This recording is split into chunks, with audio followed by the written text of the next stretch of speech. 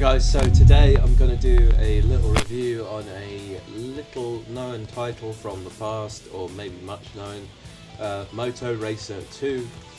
Now, I have the PC version from GOG.com, goodoldgames.com. First of all, the specs and how it runs. Well, it runs great on my Windows XP.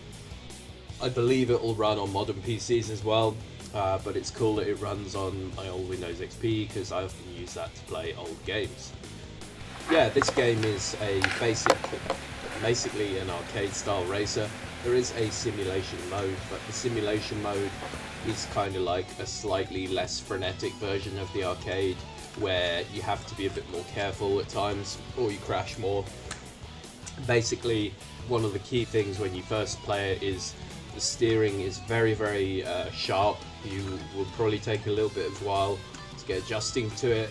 It's not realistic in that if you play any Superbike games from that era, like the British or the World Superbike 2000 and 2001 by EA Games, is two that I really enjoyed, particularly 2001 on PC. That was a classic. The graphics are good, especially for 98. You can put them right up on a modern PC.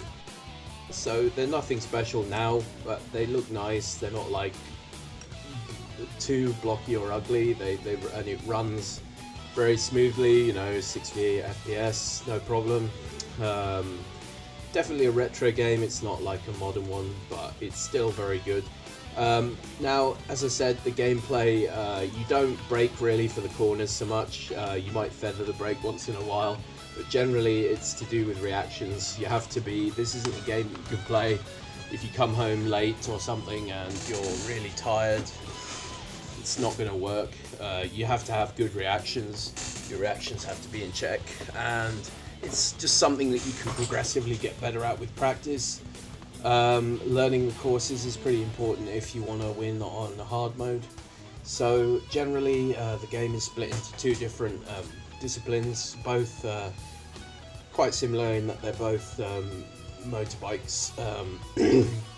One is a sort of supercross where you will ride over berms and bumps on tracks on beaches, deserts, cross country, you know, rally style scramble bikes. I wouldn't say it was like MX Grand Prix. You do see a bit of that, but generally the courses are quite open, a bit like, say, a section of the Paris-Dakar Rally. However, the bikes are not clunky. They are scramble bikes. They are the same bikes you'll see in MXGP.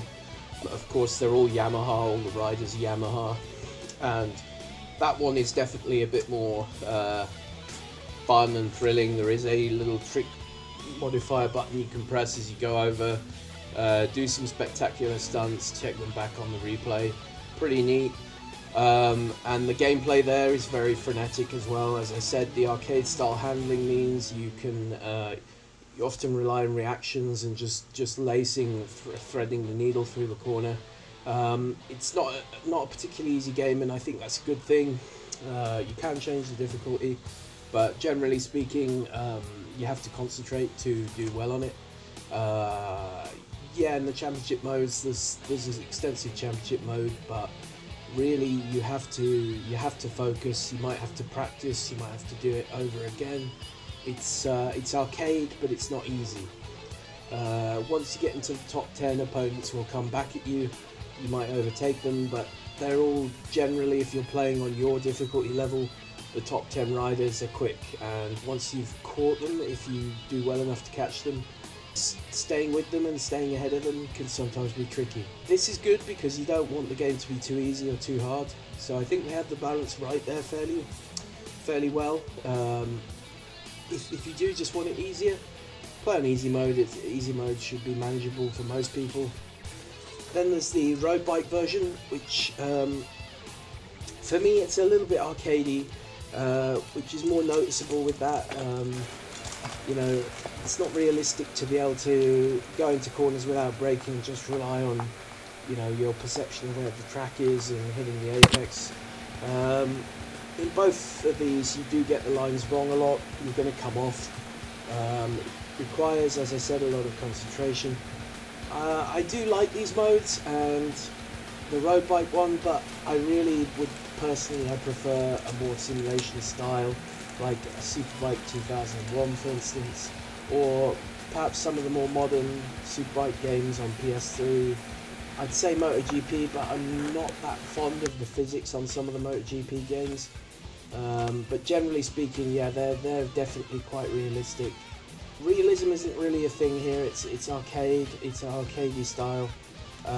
But you know, there's benefits to that too. It's fun. It's fast. You can, you know, you have to try. There's a challenge there, and you know that's all down pretty well. They've got the balance right in terms of how hard is this game. They've got it pretty good.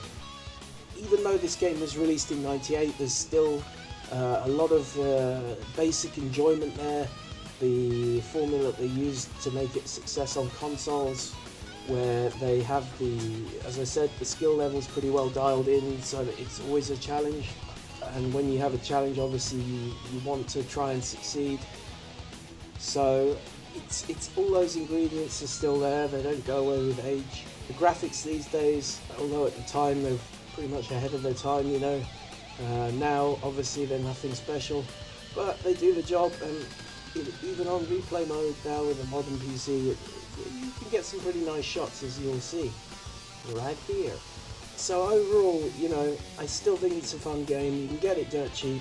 If you want an arcade racer bike game, I can't really pick too many holes in this game.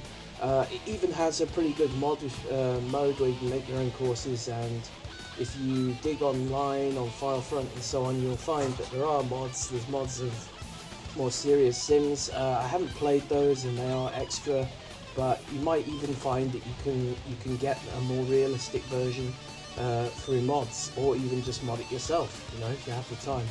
So yeah, it's a great arcade racer.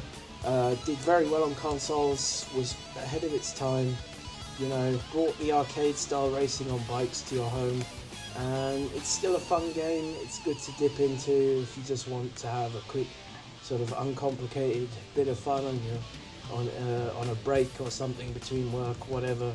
So overall, I'm going to give the game a 7 out of 10. At the time it was released, it would probably got an 8. But it has aged, but for the price GOG are offering it, I'm going to give it a 7. So yeah, good arcade game, lots of fun, and I will be back with more content soon, guys. Just the usual, I should think. Alright guys, so cheers, and I will see you later. Happy gaming.